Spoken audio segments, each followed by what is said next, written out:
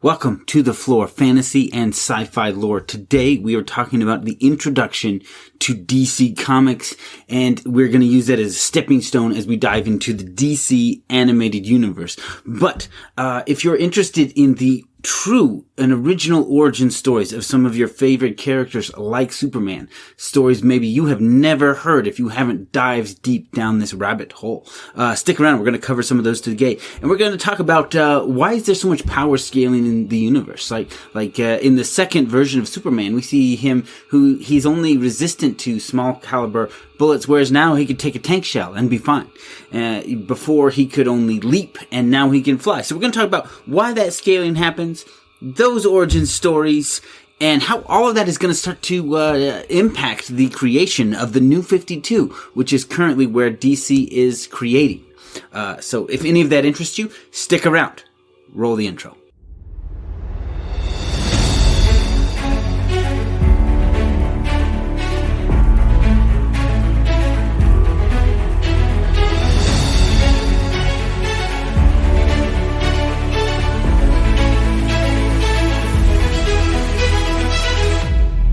Do you remember the first story that was so spellbinding that it drove you to break the rules and stay up all night? To keep reading, keep listening, keep playing? So good you forgot your life and lived there? So good that the moment it ended, you asked yourself, what next? Welcome to the Flore. Our goal is to take you back, take you deeper, to explore and understand more, and relive that childlike wonder. Join us as we dive deep into humanity's greatest stories, no matter how they are told, through books, movies, television, even games. One of us does an in-depth research on our topic. One of us is familiar with the topic. And one of us knows nothing. So the right questions will always be asked and will be addressed for anyone coming into the topic, regardless of how much you know. Enjoy another world, another adventure, another spellbinding story. Join us on the Flore.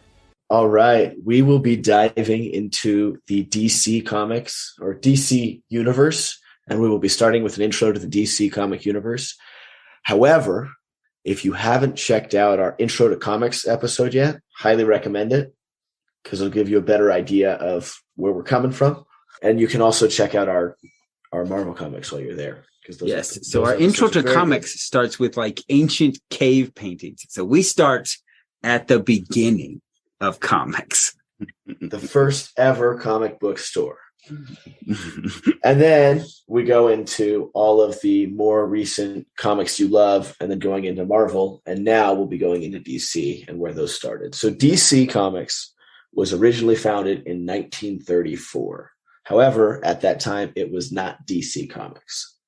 DC Comics was originally National Allied Publications, and then they became DC Comics, and it wasn't until much later that they became Detective Comics, DC Comics. DC was just something short. But Detective Comics was because of one of their first heroes. Most people here have heard of Batman. Mm-hmm. Batman was released in 1939. Okay. In 1938, Superman was released. We've all heard of Superman. Interestingly enough, Superman was first sort of written in 1933. But that was when Joe Shuster was in high school with Jerry Siegel. So the writer Jerry Siegel was the writer and Joe Shuster was the artist. Okay. And they created him in high school in 1933. But it wasn't until 1938 that he was published. But back then, he was technically a villain. So he was more of a Lex Luthor kind of, it was weird. And then he was reintroduced in 1939. Mm-hmm. Yeah, he was Megamind when they first made him, right? Oh, yeah. What? He was creepy, psycho, like Dr. Villainy. It was really funny. Yeah, he was just some weird Lex Luthor, doctor of evil scientist stuff. Superman was. Well, so there was an evil scientist that abducted some. It's a really confusing story because it's around the Great Depression. So this, or it's around just the soup kitchen lines and being poor and whatever. Yeah. So he there's somebody who's just like a really poor kid, and this mad scientist abducts him and does tests on him, and he becomes like a mind control guy, and he ends up killing the scientist, but then the potions wear off and he has to go back to being poor. Oh. So it's just like Rise of the Superman is what it's called. And so that's the original Superman.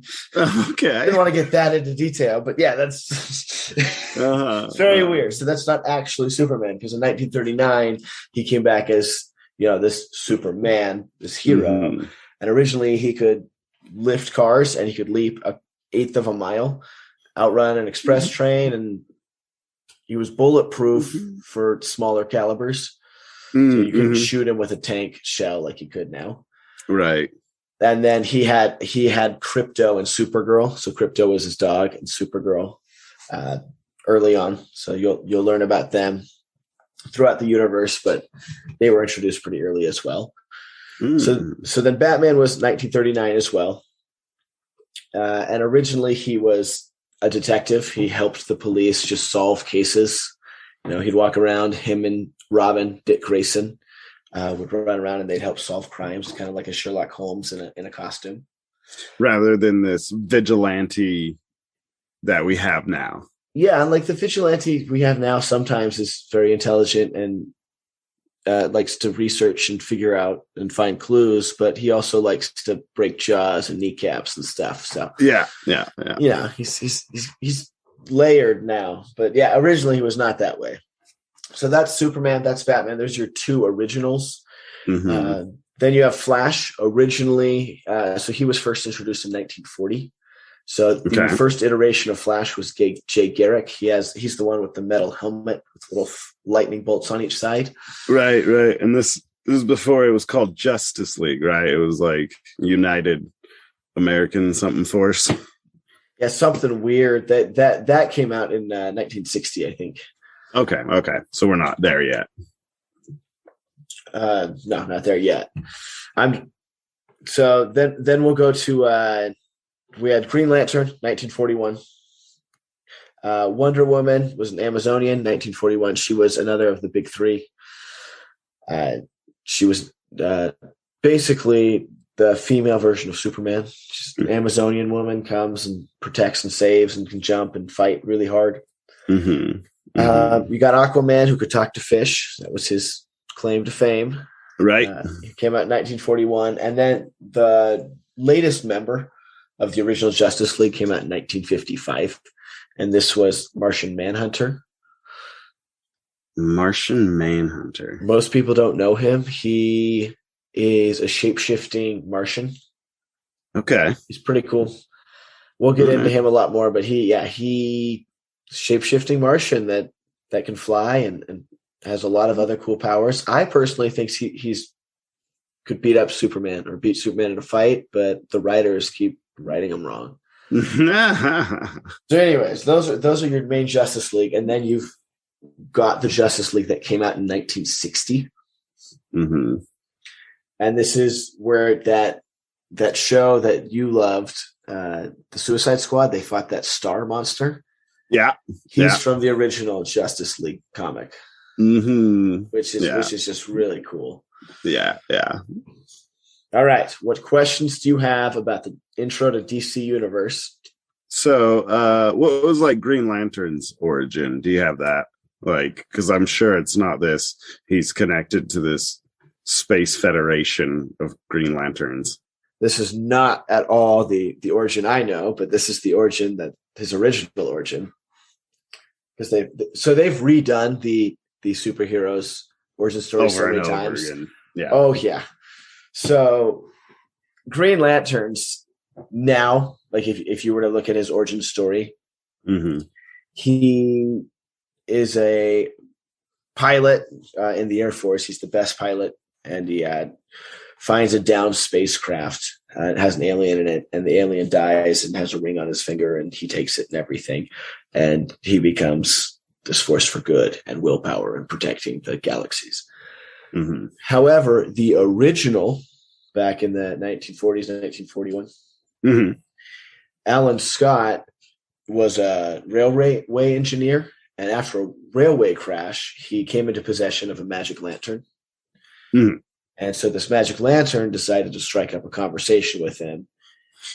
And it said it would give him powers if he crafted a magic ring. And so one thing leads to another, and bada bing, bada boom, Green Lantern. Okay, it was like a sentient.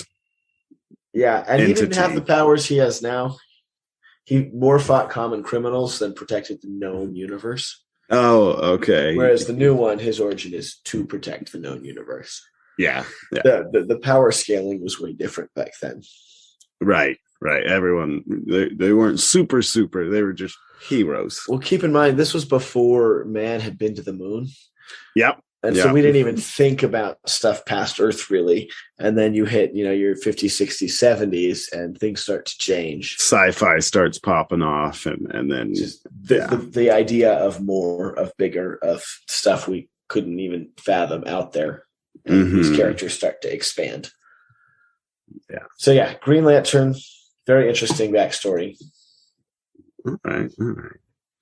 So, and I looked it up. It was the American Justice League, or the League of. I called it up. The Justice League of America. That's what it was originally called before. JSA. The JSA. Yeah. Yes. I apologize. That's what it was called. No worries. All right. Joe, any questions? No. Any comments before we wrap up? I did just finish Justice League War. And definitely a very different iteration there. And it's funny because Hal Jordan mentions, he says, I protect the universe, but then he's not even as powerful as Superman.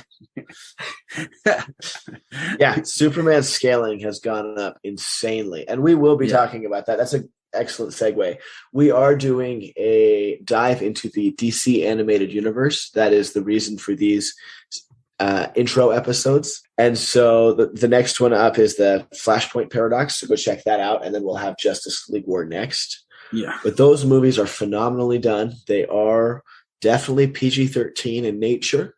So they are not based off the originals. They are the characters with a little bit of blood on the I guess resume. The intro to the animated universe begins with the Flashpoint Paradox, because that is where the universe splinters and becomes a little bit different, so that the animated is not quite what you know. Mm-hmm. Oh, yes. It is very different, and they did a very good job of doing that. Yeah, and so in the intro to the animated universe and the Flashpoint Paradox, we will kind of walk you through the shifts that have occurred to kind of create this whole splintered parallel timeline that we'll be going through. I'm excited to get into it. We appreciate you, and Eli, I hope you were floored. And if you were, go floor your friends. Wait, were you not floored? Rebound off of you, and I'm rubber, you're glue.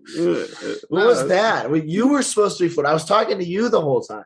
Oh, I'm sorry. I didn't know DC meant detective. That's what you were floored by? All of this other good stuff, and you're like, wow, that's a cool name. So I'm curious, why the power scaling? Why does that happen, right? We start out with Superman. I mean, so young boys. I would say that it goes toward it leans into marketing, right? You've got to be able to one up the last story you sold, or you're going to see a drop in sales. And so you have two ways to one up it: write a better story, or create a better character. And so you'll see more and more intricate stories, but naturally, as you start running out of ideas for stories, now your character needs to get a little bit more powerful, a little bit more interesting, so you don't have to have as creative stories all the time.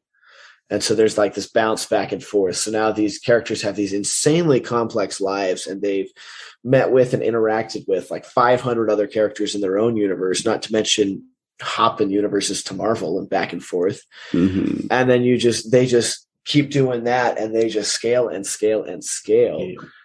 And so now you've got these characters that are just beyond godlike in a lot of ways. Yeah.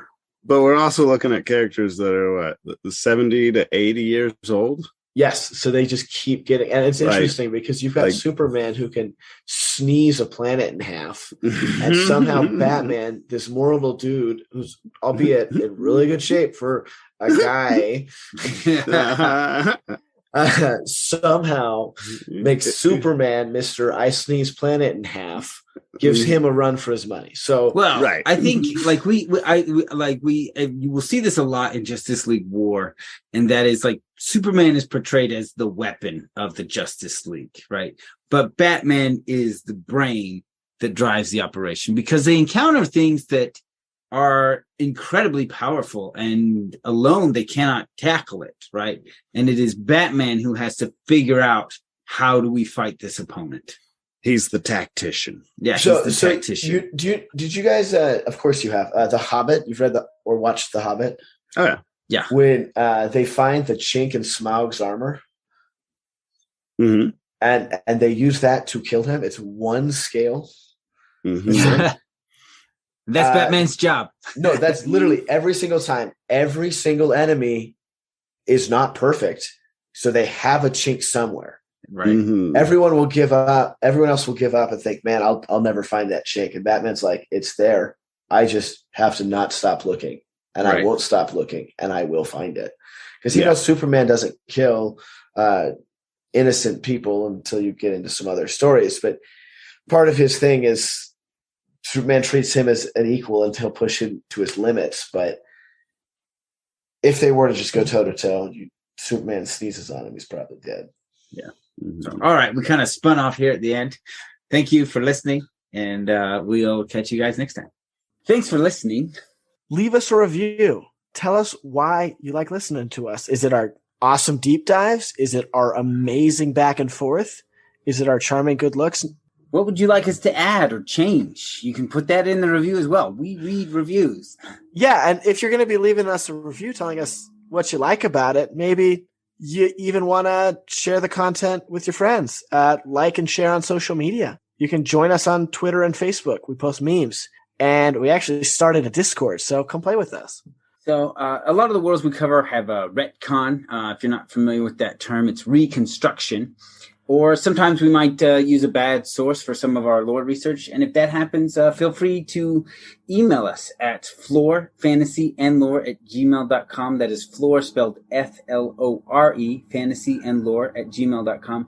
And if you're angry enough, we'll read it on the air. Yes, we will. Also, the treasure room is now available.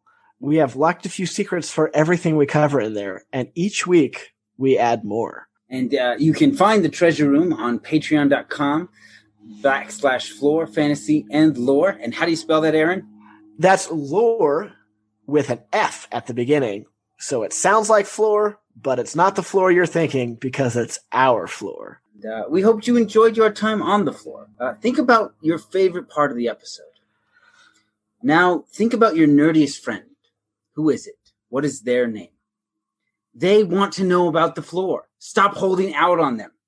Go and tell them about your favorite part. Because all of this is more fun together.